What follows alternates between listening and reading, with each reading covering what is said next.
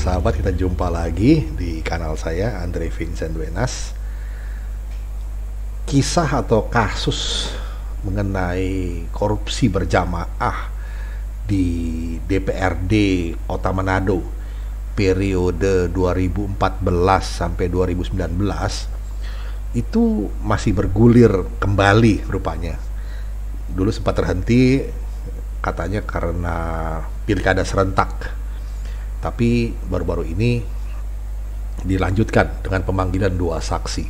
Nah, sebetulnya saya pernah mengulas ini dengan beberapa kali menayangkan videonya, bisa ditelusuri di file kanal ini.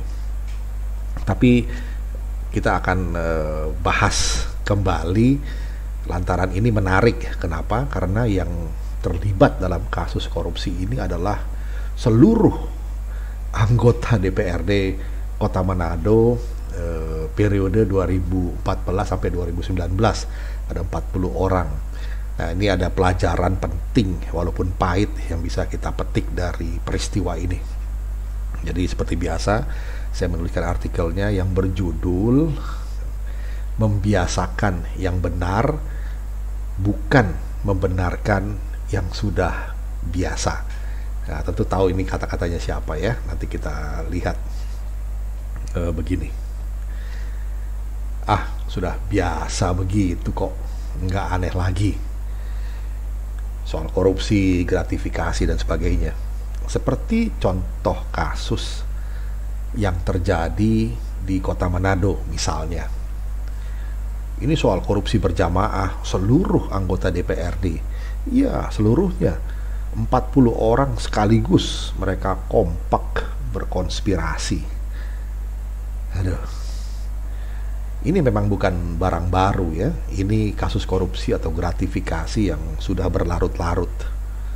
Soal dugaan bancakan dana transportasi dan perumahan atau akomodasi anggota DPRD Kota Manado periode 2014 sampai 2019. Ya, berlarut-larut. Apakah sengaja dilarutkan? Ya, walahu alam. Sejak November 2019 lalu, kasus ini sudah masuk ranah penyelidikan. Lalu, karena sudah ditemukan 2 alat bukti, maka statusnya pun naik ke penyidikan. Nah, manakala kasus ini dari penyelidikan naik menjadi penyidikan, maka ke-40 anggota DPRD itu pun langsung berstatus TSK atau tersangka sebetulnya. Waktu itu, ke-40 anggota DPRD Kota Manado itu kabarnya sudah diberi tenggat waktu sampai 10 Maret 2020. Untuk apa? Untuk mengembalikan dana yang diduga digelapkan itu. Kemudian ada perpanjangan waktu segala waktu itu. Namun juga ada selama itu yang sudah mengembalikan uangnya. Artinya mereka mengakui bahwa ini salah dan mereka kembalikan. Dan sisanya belum jelas, hanya segelintir lah yang mengembalikan. Sahabat, seperti disampaikan oleh Kepala Kejaksaan Negeri Manado, Pak Mariono SH, bahwa pengembalian dana korupsi itu tidaklah menghapus tindak pidana korupsinya. Proses hukum harus terus berjalan. Ini kasus tipikor atau kasus tindak pidana korupsi. Dan korupsi kategorinya adalah sebuah kejahatan luar biasa atau extraordinary crime.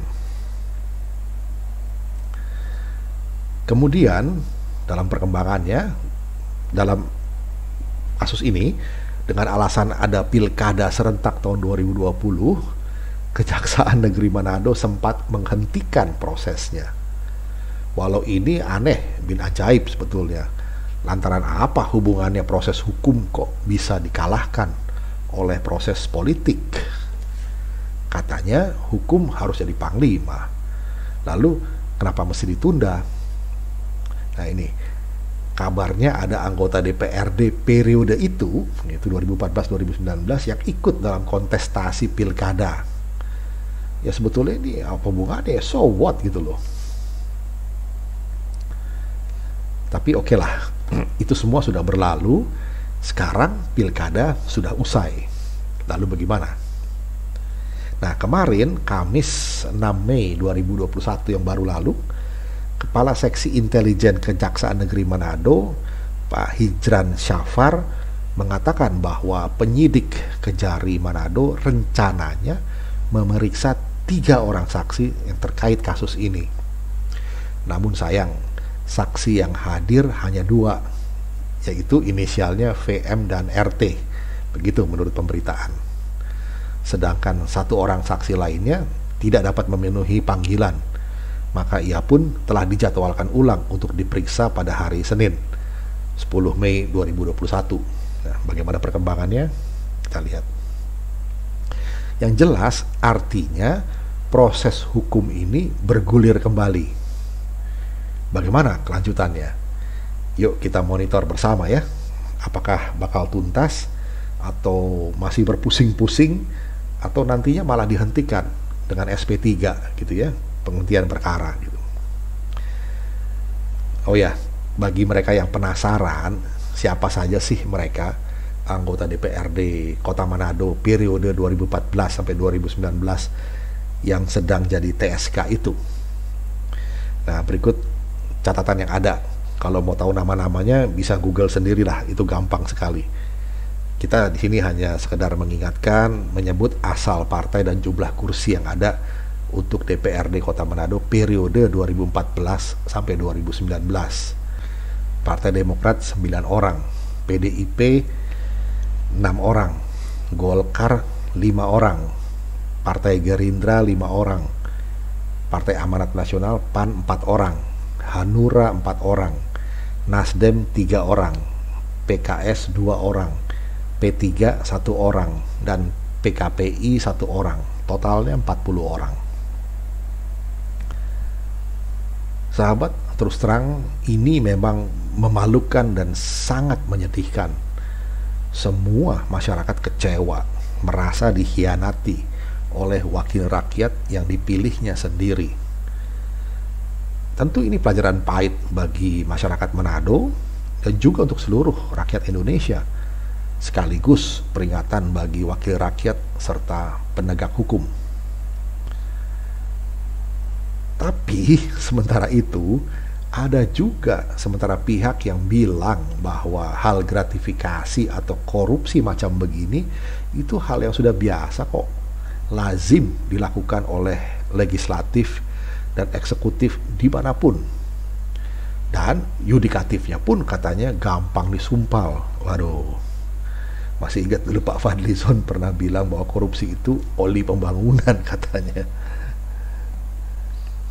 Ya, sebagai penutup, apa mau dikata tentang ini, kita ingat saja pesan seorang wali kota muda yang bilang, kita harus membiasakan yang benar, bukan membenarkan yang sudah berbiasa.